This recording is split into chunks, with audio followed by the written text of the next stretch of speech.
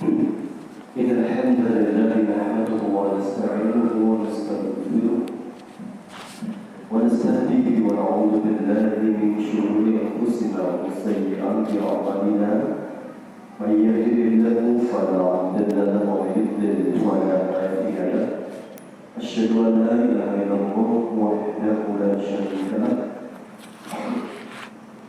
وأشهد أن محمدا عبده ورسوله لا نبي ولا رسول بعده اللهم صل وسلم على نبينا محمد وعلى آله وأصحابه ومن تبعهم بإحسان إلى يوم الدين اللهم صل على ما جعلنا مسهلا ولا تجعل الحسن إذا شئت سهلا أما بعد Bapak Ibu yang berbahagia, jamaah kajian yang dimuliakan Allah.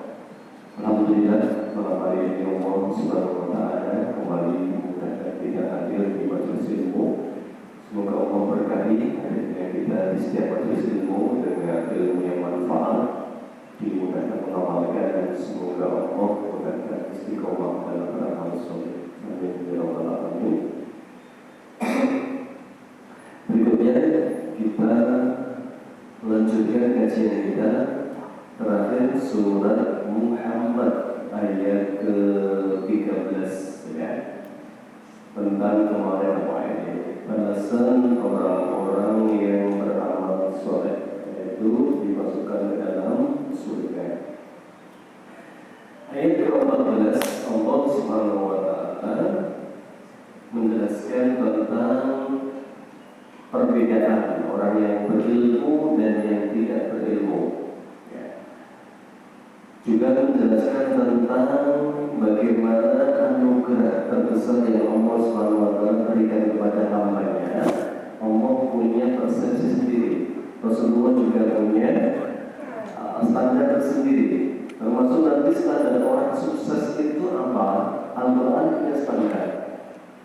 Jadi standar orang Islam itu tentu adalah percaya dengan firman Allah dalam Al-Quran dan yang disampaikan Nabi dalam hadis-hadisnya.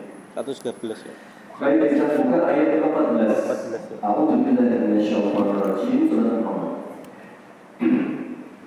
Afaman kana 'ala bayyinatin min rabbih kaman zuyyina lahu su'u 'amalihi كمن زين له سوء عمله واتبعوا أهواءهم أفمن كان على بينة من ربه apakah seseorang yang mengikuti petunjuk Tuhannya Allah, atau diterjemahkan Tuhan, apakah orang yang mendapatkan hidayah dari Allah karena zuyyina lahu su'u amalihi, sama dengan orang yang mengikuti setan sehingga menganggap amalnya, amal buruknya sebagai kebaikan. Jadi setan itu memandang keburukan sebagai kebaikan. Kalau kata Pak Zainuddin MZ, tuntunan jadi tontonan, tontonan jadi tuntunan. Nah, itu setan yang menghiasikan. Yang tidak patut malah jadi tuntunan, jadi ikuti. Yang patut malah dianggap aneh ya. Bocah nom orang pacaran ada nggak ya? Anak muda nggak punya pacar ada nggak? Aneh pada hari ini ya.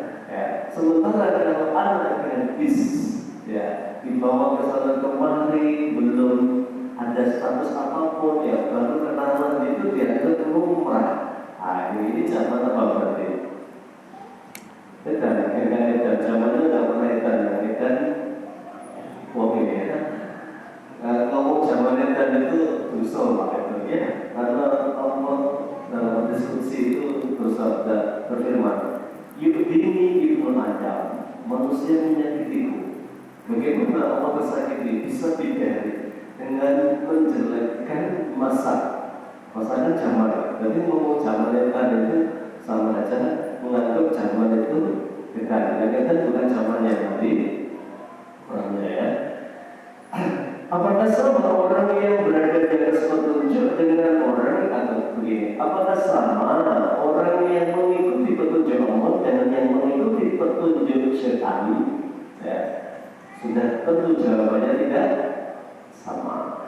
Wattaba'u ahwa'ahum, dan pekerjaan mereka adalah mengikuti hawa nafsu mereka. Apakah sama dengan yang mengikuti petunjuk Allah? Tentu tidak sama. Ya. Dalam ayat ini Allah SWT hendak menyadarkan bahwa derajat manusia itu beda-beda. Ya, ini orang beriman jelas beda dengan orang yang tidak beriman. Ya. Orang berilmu jelas tidak sama dengan orang yang tidak berilmu. Maka nanti ada ayat Al-Famayya ya'lam annama unzila ilaika min rabbika al-haqqu kaman huwa a'ma.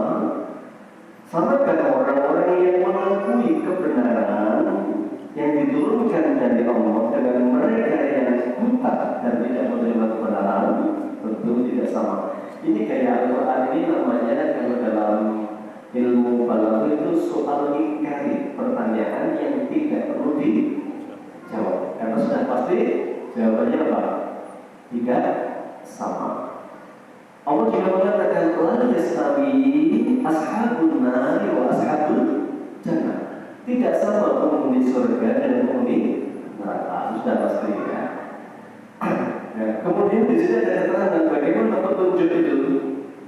Nah ini maka ulama sepakat ilmu itu adabnya adalah al-ilmu yu'tan. Ilmu itu harus didatangi. Berarti ilmu harus dicari. Walayakta ilaih, ya, dan walayakti ilaih, dan ilmu tidak akan mendatangi seseorang. Maka kalau ada yang berprinsip bahwa hidayah itu ditunggu, ya benar, hidayah harus dicari. Ya. Ada hadis Rasulullah bersabda, "Man salaka thariqan yaltabisu fihi ilman sahalallahu bihi thariqan ilal jannah." Siapa yang melakukan perjalanan dari rumah, niatnya adalah mencari ilmu, karena Allah jaminan Nabi adalah sahalallahu, Allah akan memudahkan untuknya jalan menuju surga. Kenapa jalan menuju surga dikaitkan dengan ilmu? Karena hakikatnya seseorang tidak akan beramal soleh kecuali dia sudah mengilmui terlebih dahulu. Ya, contoh, saya berilustrasi yang paling gampang. Hadis yang sangat terkenal adalah sholat berjamaah. Sholat berjamaah itu lebih utama daripada sholat sendirian. Bedanya berapa derajat? 27 derajat. Ada nggak orang Islam yang nggak tahu hadis ini? Atau kalau dibalik-balik, kira-kira orang Islam pernah tahu nggak hadis ini? Meskipun nggak tahu detailnya, pasti sudah pasti tahu sholat berjamaah lebih baik daripada sholat sendirian. Padahal kita sudah banyak yang tahu itu. Itu namanya hidayatul bayan. Orang mendapat petunjuk dari Allah. Tahu berarti dia kan? Tapi dari sekian banyak yang tahu, yang bisa datang ke masjid 5 waktu berjamaah, jumlahnya berapa? Oh, maka yang bisa hadir itu berarti dapat petunjuk. Satu, hidayatul bayan, dia ilmunya dapat. Yang kedua, hidayatul taufik, dimudahkan oleh Allah untuk mengamalkan apa yang dipahaminya. Nah, itu berarti begitulah hidayah Allah. Hidayah kedua, hidayatul bayan dan hidayatul taufik. Siapapun yang dimudahkan mengamalkan ilmunya jangan sombong, karena semata-mata ini dipilih oleh Allah. Dalam diskusi yang panjang itu berarti dibahas ketika seseorang menerima amalan catatan masing-masing itu nanti suruh buka.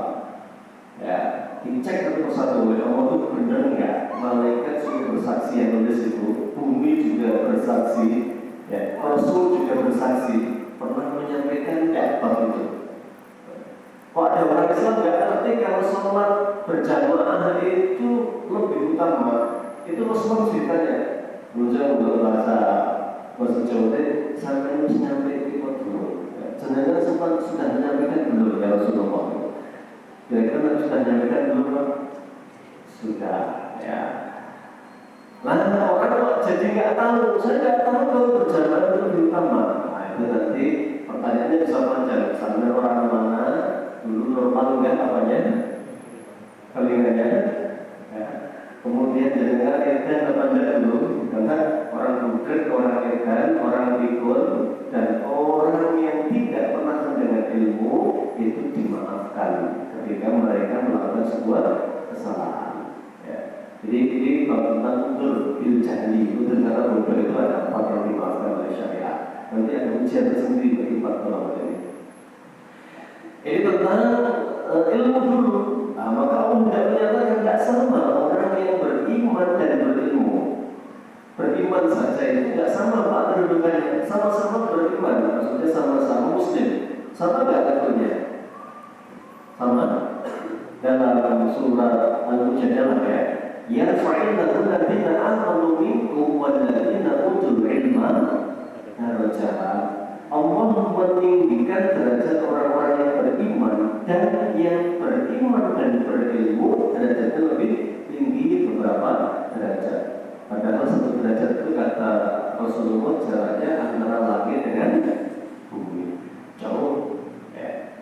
Sama-sama satu soft ini, sama-sama ya satu soft. Ya. Yang satu ketika sholat paham apa yang dibaca, yang satu sama sekali tidak paham. Ya, kira-kira pahalanya sama nggak?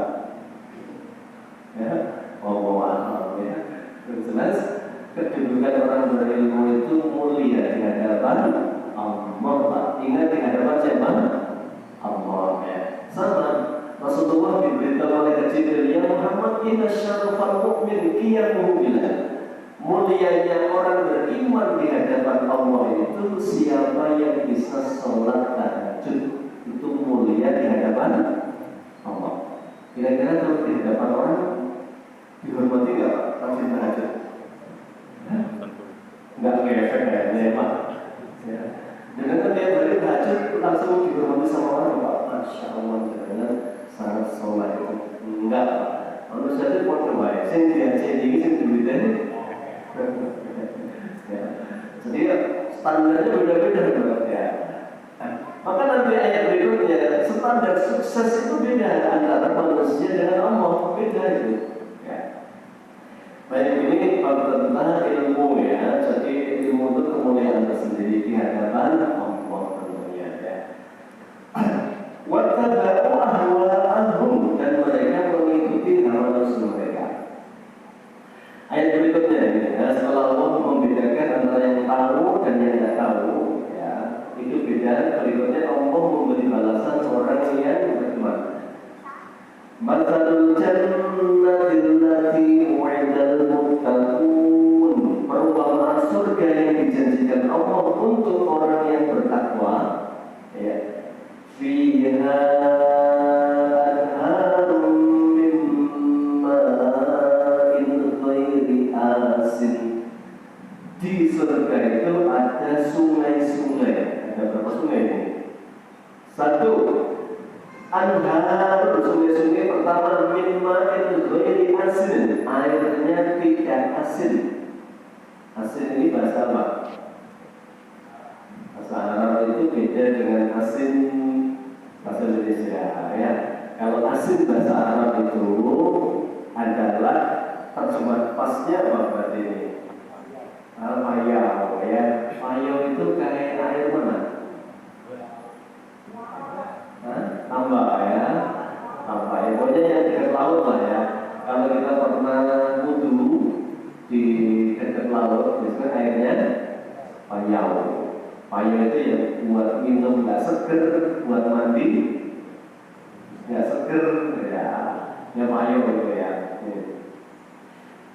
Min dari asin airnya tidak payau, artinya apa? Airnya segar. Nah, ini berarti air segar pertama itu. Nah, minuman di surga itu pertama air yang segar banget itu ya. Yang kedua, wa anharun min labanin. Yang kedua, sungai dari susu. Lam yataghayyar ta'muhu, yang tidak pernah berubah rasanya. Jadi susu itu padahal buat pagi didiamkan, sore nggak diminum, berubah kecut ya, rasa, bau, warna berubah semua. Ini Masya Allah, ini sungai, bukan gelas ya. Nah, sungai tidak berubah sama sekali ya. Sungai susu berarti yang kedua ini. Yang ketiga, wa'adhan min khamrin. Yang ketiga sungai dari khamr. Khamr apa khamr? Cium. Ya. Kopi mungkin. Ya. Istilahnya kayak gitu ya. Congyang orang Semarang ya. Congyang orang Semarang gitu ya. Min khamrin, dari khamr ladzatun lisyaribin, yang rasanya nikmat banget bagi peminumnya. Jadi ternyata besok yang favorit itu khamr ya, karena ini rasanya memang luar biasa bagi para peminumnya. Tadi ada keterangannya gimana? Walahu anha yanzifun la yusadda'una anha wa la yanzifun, itu tidak bikin mabuk, tidak juga bikin pening. Ya, khamr kalau di dunia nggak cuma mabuk, bahkan bisa sampai mati ya, karena itu bahannya bahan yang membahayakan kan, oplosan ya. Coba kalau khamr kayak Sultan orang Arab itu ya. Dulu orang Arab itu kan sudah mengelak sebelum dilarang oleh Allah. Sama juga ada yang biasa itu tradisi orang Arab. Tapi mereka kan bahannya istimewa, anggur. Yang kedua perasan kurma. Nah, jadi dulu Allah mengharamkan khamr itu sampai 4 tahap. Karena khamr itu dulu ini jadi penopang ekonomi terbesar di Madinah, Pak. Bayangkan. Itu sama mungkin ketika ngomong tentang rokok di Kudus itu jadi masalah ya. Kudus kota kretek. Kalau itu menghidupi ibu-ibu yang daripada di rumah tangga-tangga misalnya melincingi apa itu rokok lah ya, yang pagi-pagi luar biasa itu ya. Jadi menghidupkan ekonomi ya. Itu di Madinah juga sama. Kurma itu komoditas utama, bahan baku mendeman zaman dulu itu. Ya, ini. Jadi kalau di surga besok minum semuanya khamr itu nikmat dan tidak pusing, tidak mabuk, tidak muntah ya. Yang ketiga, yang keempat, adhan min asal musaffa, dari sungai asal. Apa asal? Madu ya. Musaffa yang disaring. Ya, jadi bayangkan madu yang asli ada berapa? Madu ini 200 ya. Tapi di bawah 200 meragukan ya, tidak murni uang kembali kalau di dunia ya. Di akhir Masya Allah ini sungai dari madu ya. Dan madunya itu ternyata disifati Rasulullah ya. Madu itu layak tidak keluar dari mahal, dari tawon dan lembah. Terus keluar dari mana? Nah, ini tidak ada keterangan detailnya, madu murni gitu ya. Jadi minuman lebih sepeda 4 ya. Jadi air murni yang segar ya. Ini lebih segar daripada yang ada manis-manisnya itu kan. Seperti Yahudi lagi ya.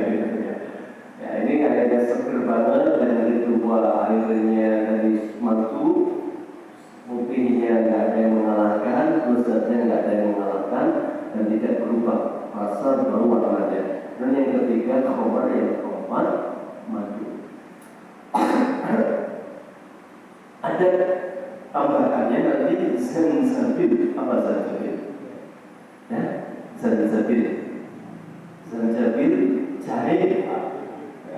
Jadi ada minuman favorit juga, minuman berisikan minuman jahe itu jahe kepuk, mau jahe saset, yang jelas minumannya minuman jahe ya. Nah, walau fiha tulis sama, dan untuk penghuninya di dalamnya tersedia berbagai jenis buah-buahan. Jadi di surga itu Masya Allah, buah-buahan apapun yang ada di dunia di surga ada, dengan beda rasa, beda warna, beda bau, beda ukuran, tapi ada kesamaan entah nama. Maka besok ketika di surga sedang makan buah-buahan itu semua teringat tentang buah itu di dunia. Ya, jangan misalnya nggak kelihatan tentang buah semua hal banget di dunia. Buah apa misalnya? Nah, ya saya kelihatan misalnya durian apa? Musangking apa? Ya, durian dari Malaysia ya, mahal durian ya. Atau durian tawar, durian yang spesial banyak. Itu justru ketika makan itu ulama ruziku minha insana rizqan qalu hadha alladhi ruzqna min qabl. Nah, ini kan dulu buah yang kita makan bareng-bareng. Namanya durian sama, rasanya beda, baunya beda, yang jelas rasa bayar. Rasa paling kan rasa bayar ya, alias apa? Gratis ya di surga. Itu tinggal kalau penting, pengen itu langsung coba itu. Semuanya ada. Ya. Pengen apa pun ada yang datang pasar langsung ada pasar. Ada yang pengen apa semua langsung ada. Ada yang pengen anak langsung. Hari itu hamil anaknya lahir langsung. Terus pokoknya di dunia di surga semua keturunan. Ketika nanti semuanya itu disiapkan oleh Allah Subhanahu Wa Taala, disifati oleh Rasulullah. Nikmat itu malah ainun ra'at, belum pernah terlihat yang sebesar di dunia. Siapa orang yang paling mudah rumahnya sesemarang? Siapa? Misalnya siapa enggak? Yang mudah banget. Itu sudah pasti batu batanya masih dari tanah liat. Tapi di surga batu batanya dari apa? Batu batanya dari emas permata. Kemudian aduan yang batu batu itu bukan semen, apa? Kasturi, apa kasturi berarti? Minyak kan, Pak?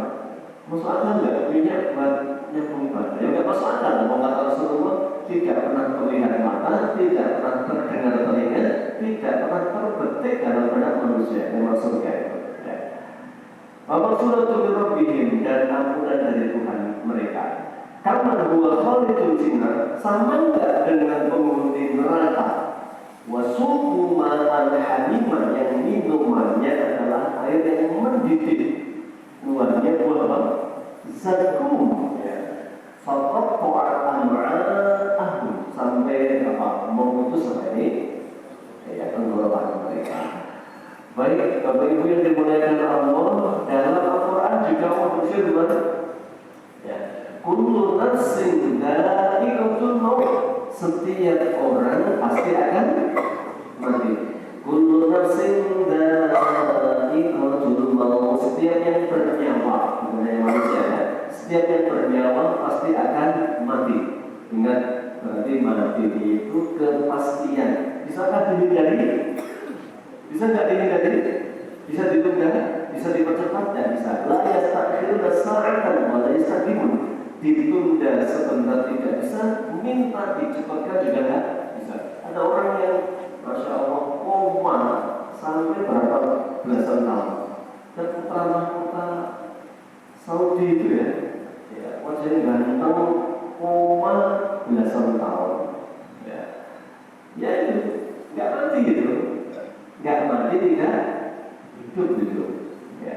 Ada yang menderita barangkali. Dulu ada presiden Israel, Ariel Sharon, 8 tahun, koma, kesakitan, tapi nggak mati.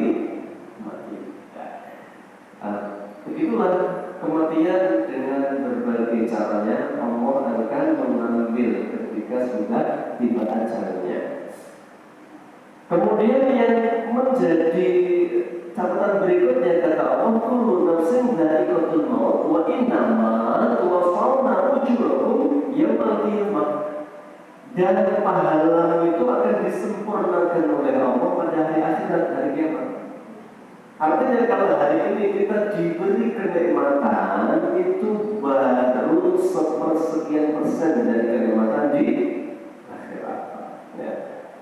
Itu kalau dibandingkan dengan kenikmatan akhirat itu tidak ada apa-apanya. Allah kemudian melanjutkan ayatnya, faman zuhziha 'anil nar, siapa yang digeser atau dijauhkan dari neraka, wa udkhilal jannata, dan dimasukkan ke dalam surga, yang sukses, faza yafuzu fauzan, itu sukses. Ya, berarti Allah membuat kategori sukses itu satu, apa Pak? Masuk surga. Ini sukses standar Allah itu adalah masuk surga. Manusia bukan punya standar sukses apa? Sukses standar manusia. Pokoknya tidak jauh-jauh dari harta, tahta, wanita. Nah, itu standar suksesnya. Siapa yang sukses itu tentu yang hartanya banyak. Siapa yang sukses itu tentu yang jabatannya, tahtanya tinggi. Siapa yang sukses itu yang istrinya, masya Allah, idaman, ya, pintar, cantik, ya, berpendidikan tinggi, apanya, kategori manusia. Ya, ini sah-sah saja, manusia punya standar sah. Sebagaimana Allah, sebagaimana dunia punya standar. Siapa orang kaya itu? Ya, siapa orang kaya? Nah, kalau PBB itu punya standar, orang kaya itu versi PBB itu yang punya harta 14 miliar, itu standar kaya. Ya, standar kaya dunia maksudnya disepakati ya oleh PBB. Dia buat standar kaya itu punya 14 miliar. Jadi belum sampai 14 miliar belum kaya menurut PBB ya. Tapi menurut Allah, siapa yang paling kaya itu? Yang tadi sholat 2 rakaat fajar. Karena Rasulullah bersabda, raka'atul fajri, 2 rakaat fajar itu khairun minad dunya wa ma fiha aw ma 'alaiha. 2 rakaat fajar itu lebih baik daripada dunia berikut seisinya. Terus standarnya Allah. Suksesnya menurut Allah, siapapun yang tidak masuk neraka kemudian dimasukkan ke dalam surga, itu sukses berarti. Nah, maka Bapak Ibu, menjadi visi besar keluarga Muslim tentunya adalah ini, menghantarkan diri dan keluarga kita ke dalam surga. Maka Rasulullah SAW selalu dulu ayat Al-Quran itu 2 periode ya Pak. Periode pertama adalah Makkah 13 tahun, disebut periode Makkiyah. Isinya apa isinya? Seringnya membahas tentang surga dan neraka. Kenapa itu terus yang diulang-ulang? Karena itu motivasi tertinggi Pak. Ya, sahabat itu Masya Allah, sahabat Nabi misalnya, ada yang paling terkenal dan disiksa, Bilal bin Rabah. Bilal. Kemudian ada Ammar bin Yasir. Nabi itu nggak bisa nolong karena budaknya itu milik tuannya. Itu seperti punya barang. Misalnya menurut saya, jangan memilih sepeda motor kan? Mau sepeda motornya dirampok, diobong, orang lain berhak melarang. Nggak berhak, itu bukan milik kita kok. Terserah pemiliknya. Ketika Bilal bin Rabah disiksa demikian sampai mati di padang pasir, bajunya dicopot, ditaruh di panasnya pasir, atasnya didinding batu. Rasulullah melihat dengan mata kepala sendiri, nggak bisa nolong. Oh, itu milik siapa? Milik tuannya. Kalau mau nolong, beli benda itu. Maka dibeli dengan harga yang sangat mahal. Yang itu yang membeli atau bakar sendiri dibeli juga tinggal itu. Harganya luar biasa, berlipat-lipat dibeli. Ya. Baru kalau sudah miliknya, nggak bisa orang lain mengganggu. Sama Rasulullah melihat langsung keluarga Ammar. Ini orang mati dalam Islam pertama kali adalah ibunya Ammar, Sumayyah, Ammar, Yasir. Satu keluarga ini juga semua disiksa di hadapan Nabi. Rasulullah nggak bisa apapun, hanya menyaksikan dan hanya memotivasi. Apa kata Rasulullah? Sabrun anna Yasir fa inna mu'idakumul jannah. Keluarga Yasir yang sabar ya, yang sabar. Janji Allah untuk kalian sekeluarga pasti masuk surga. Ucapan Nabi untuk kalian pasti dijamin surga itu menjadikan semua rasa sakit itu tidak terasa. Selalu Pak itu. Maka Yasir dibunuh meninggal, tidak ada penyesalan, tidak ada cerita, tidak ada nampak kesakitan. Dia meninggal dengan penuh kedamaian. Kenapa? Dia yakin karena karena yang dijanjikan Nabi mesti benar. Ya, surga itu contoh, sahabat itu begitu. Sahabat Nabi itu baru dimotivasi tentang surga, misalnya ada ibu-ibu nih, ada ibu-ibu ini menurut saya mungkin sakitnya ayan itu epilepsi. Orang kalau sudah ayan itu dia sudah nggak ingat, biasanya langsung pecah, kemudian matanya mendelik, kalau nggak merem bahkan kemudian sampai keluar busanya. Saya pernah kaget banget sholat di samping orang langsung pikir, tak kira kesurupan jin, ternyata ayam. Sampai mosak masih ngidari apa nih? Karpet yang mungkin tegang nih. Dan orang-orang sudah biasa ya dia saat didiamkan nanti diam sendiri. Yang jelas di luar kontrol. Nah ibu-ibu ini sering ayat dan umatnya itu nggak pandang tempat itu. Dan yang bikin malu ibu ini setiap ayat itu nggak terkontrol, kemudian awalnya sering tersingkat. Nggak pakai, mungkin menurut saya pakai rok sampai tersingkat roknya itu. Maka dia mendatangi Rasulullah minta didoakan oleh Nabi. Rasulullah memberitahukan ibu kalau panjenengan sabar Allah jamin surga. Kalau sabar. Tapi kalau panjenengan minta didoakan, insya Allah saya doakan sembuh. Tapi jaminan surganya belum pasti. Ibu pilih mana? Ini ibu yang ditawari pilih mana bu? Ibu kalau nih pilih mari kalau Sumargo, wah ibu saiki ya ibu sekarang jawabannya gitu. Ibu itu pilih ya Rasulullah saya sabar, pilih sabar. Saya hanya minta satu ya Rasulullah, kalau kalian doakan agar Allah menjaga awal saya tidak tersingkap. Hanya minta itu. Dan ibu itu menderita sampai meninggalnya, tidak sembuh karena memilih untuk ya sabar dan jaminannya surga.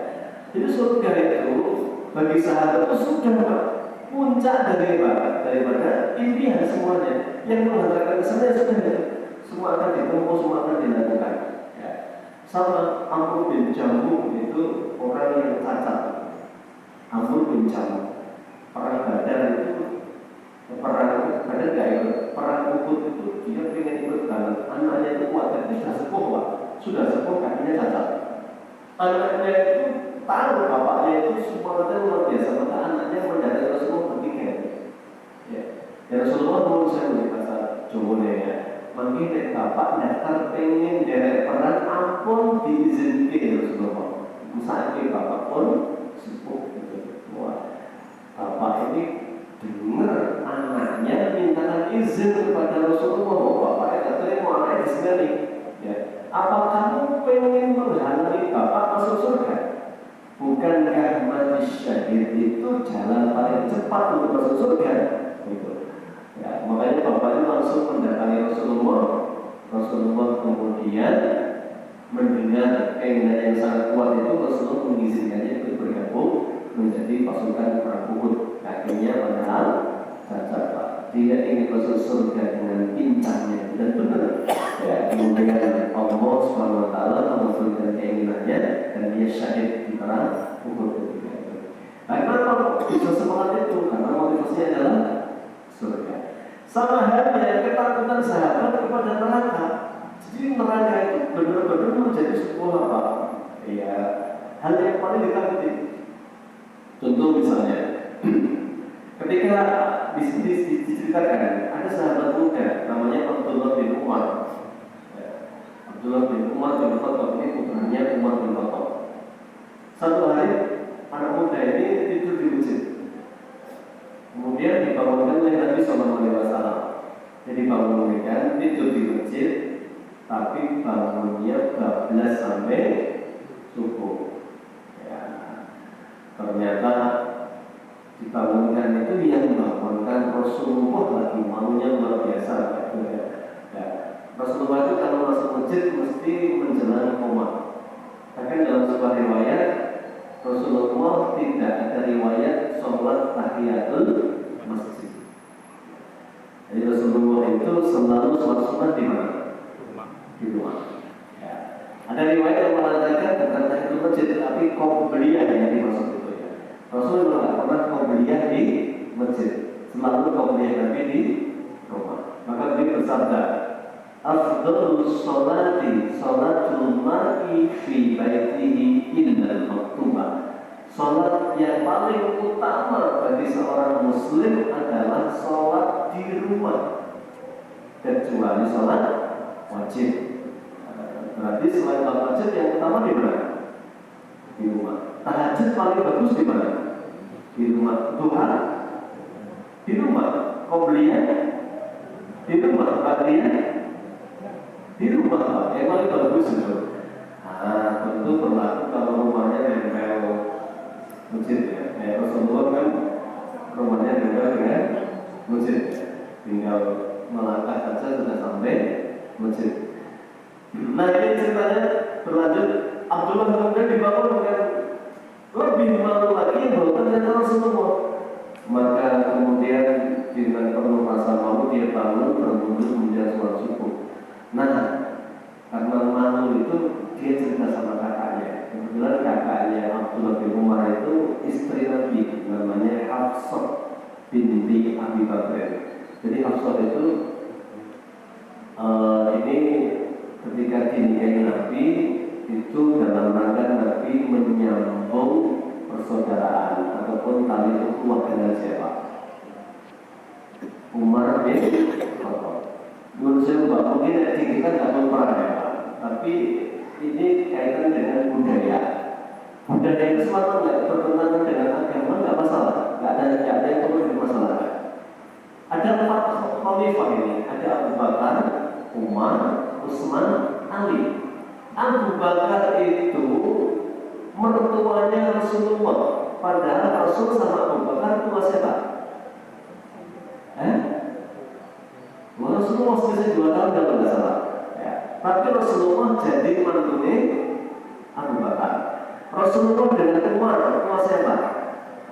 Umar Rasulullah dengan Umar, tapi Umar jadi mertuanya Rasulullah. Coba balik, sekarang patut ya, kayak sekarang ya, umat kita. Ya, patut ya, Pak. Gak patut, Pak. Gak patut itu karena gak sesuai dengan apa? Budayanya setempat. Ya.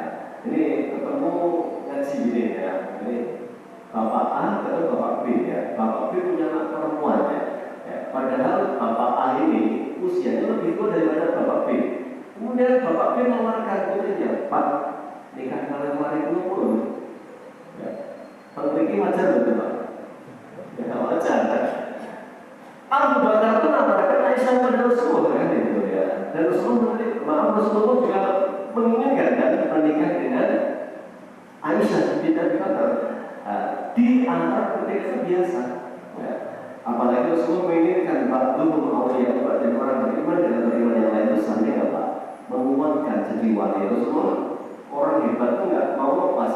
Maka Abu Bakar jadi mertuanya, Umar jadi mertuanya, Utsman jadi menantunya, Ali jadi menantunya. Jadi 4 sahabat Nabi itu yang kalau nggak mertua Nabi berarti menantu Nabi. Nah kembali ke Abdullah bin Umar. Abdullah cerita sama kakaknya Hafsah. Dia menceritakan bahwa malam itu dia mimpi buruk. Ternyata dia mimpi di bawah makhluk hitam bengis kejam, kemudian ditaruh di tempat yang tinggi, hampir dicemplungkan dalam barang api. Kemudian karena ketakutan itu kemudian dia terbangun. Ternyata terbangun itu dibangunkan Rasulullah itu. Itu orang orang dibangunkan Nabi mimpi cemplungkan mungkin. Akhirnya dia malu cerita kepada Rasulullah. Kalau Hafsah, Hafsah cerita sama Rasulullah. Cerita kepada Rasulullah, nanti Abdullah kesini menceritakan tentang mengapa tadi malam dia tidur sampai nyenyak sekali, kemudian sampai tidak sholat malam. Ya. Ternyata dia mimpi dalam mimpinya mau dicemplungkan ke dalam neraka. Itu kalau dalam bab tentang pendidikan itu saking seringnya mendengar cerita surga dan neraka itu sampai tertawa mimpi. Pernah Pak? Mimpi masuk surga pernah belum? Belum. Jadi mimpi aja kita susah ya, karena jarang membahas Pak. Sampai rasa mimpi, padahal mimpi itu buat bunga tidur. Ya, mimpi itu bunga tidur. Jadi mimpi ada dua mimpi itu ya, ada tiga maaf. Kalau mimpi baik, kebaikan itu mubasyarah. Mubasyarah itu kabar gembira dari Allah. Insya Allah akan terjadi kalau baik ya. Kita meyakini. Yang kedua mimpi buruk, ini datang dari setan. Yang ketiga namanya al-ghusl ahlam, mimpi yang bukan tidur. Kenapa? Saking seringnya mikir. Panjenengan ruang tamunya gambarnya Ka'bah. Ya.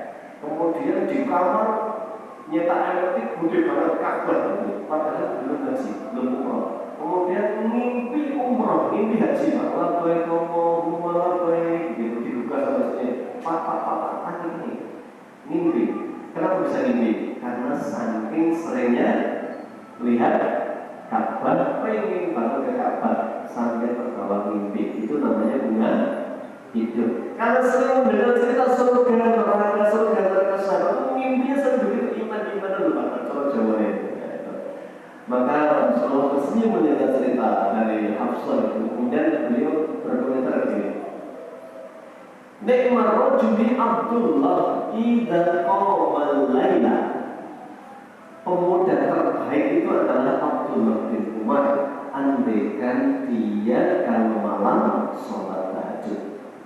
Ya, itu disampaikan oleh Hafsah. Tadi sudah tak ceritakan Rasulullah. Rasulullah bersabda, sebaik-baik pemuda adalah kamu kalau malamnya sholat malam tahajud. Abdullah bin Umar cerita, demi Allah sejak saya mendengar sabda Rasulullah itu belum pernah sampai saya meninggal dunia tidak sholat tahajud. Jadi nggak pernah bolong Pak. Ya. Jadi luar biasa sahabat itu begitu dikatakan sebaik pemuda Abdullah langsung sholat malam nggak pernah bolong sekalipun.